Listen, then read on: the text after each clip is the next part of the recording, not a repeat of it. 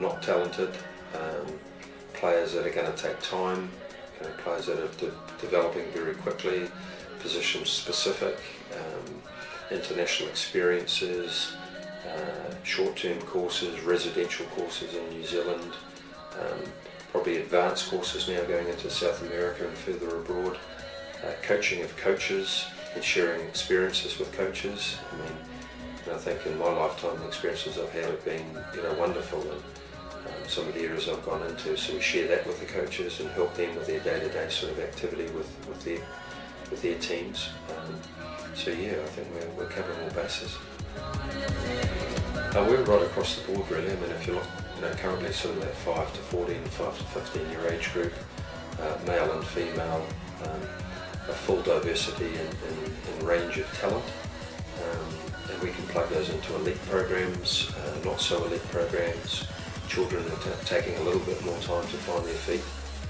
So a real cross-section of opportunity and a real cross-section of different curriculums that can suit a full range of players.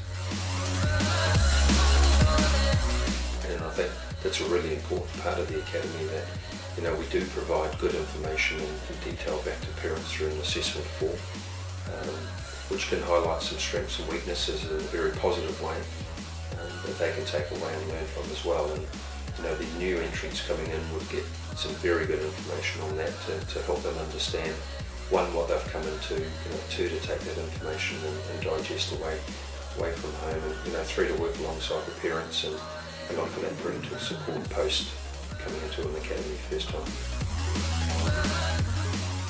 I think that's something where you're always raising the bar for those kids. I think there's a real chance to work at a sharp end with them. The curriculums are catered around what would happen from a European perspective or South American perspective at that age group. So, the comparisons can be drawn pretty strongly around, the technical component of what they're capable of doing, the physiological sort of component and sports science testing around what that looks like, the ability to live well as a professional player, nutrition and hydrating, etc. So, that's operating at a very, very strong level. And we're running courses specifically for goalkeepers at different age groups. And again, that curriculum's at the forefront. It's being run by a very experienced goalkeeping coach. And we'll keep expanding that area, because at the end of the day it's specific, it's important, and we feel it's a strong part of the curriculum as well. We have started with tours to Sydney and Melbourne, and again this year to similar venues, perhaps into South America, into Chile next year, and further abroad into Europe.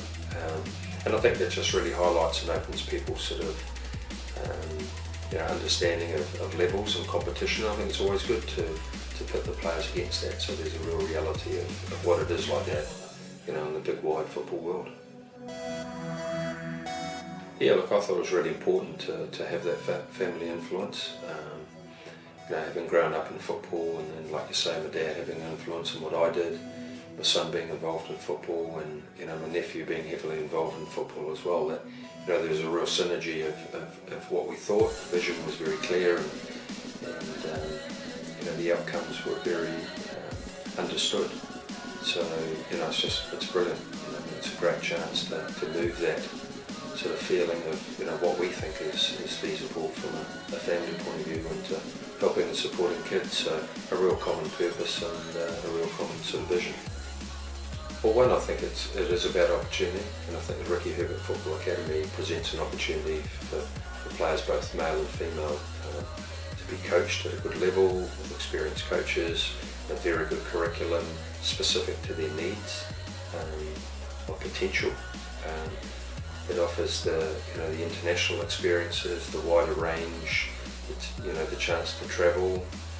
I like to get there as often as I can and work with some of the players and run some of the courses. So working with the grassroots is great. Gee, you reflect back on your own career and when you're a young kid kicking a football around. So I've really valued that. I appreciate that, and I like doing it.